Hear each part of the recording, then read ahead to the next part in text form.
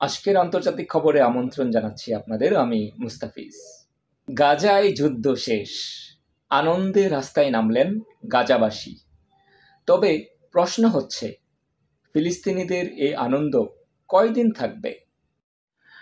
গাজা উপত্যকায় দীর্ঘ ও রক্তক্ষয়ী সংঘর্ষের অবসান ঘটেছে অবশেষে।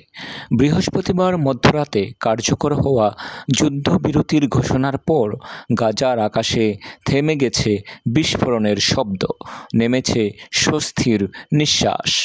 যুদ্ধবিরতির খবর ছড়িয়ে পড়তেই হাজার হাজার গাজাবাসী আনন্দে রাস্তায় নেমে আসে। কেউ কেউ পতাকা হাতে নেচে উঠেছেন, কেউ কেঁদে ফেলেছেন স্বজন হারানোর শোক ভুলে, শুধু শান্তি ফিরে পাওয়ার আশায়।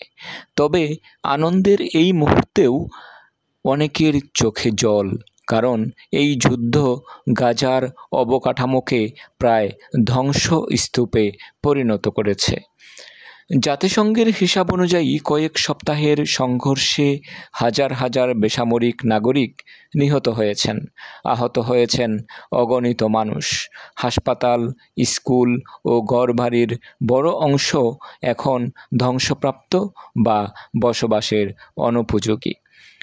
গাজার স্বাস্থ্য মন্ত্রণালয় জানায়, বিদ্যুৎ ও জ্বালানির ঘাটতি এখনও গুরুতর পর্যায়ে রয়েছে।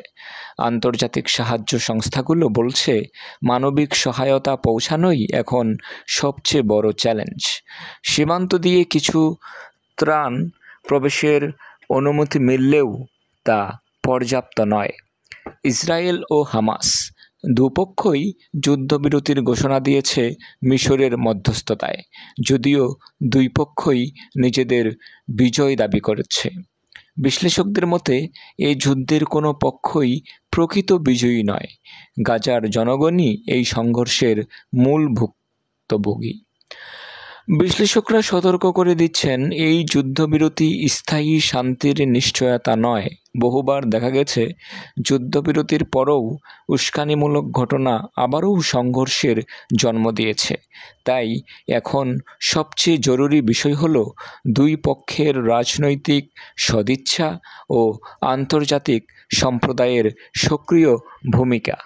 তবে আপাতত গাজার রাস্তায় আনন্দের ঢেউ, ধ্বংসস্তূপের মাঝেও মানুষ নেচে উঠছে।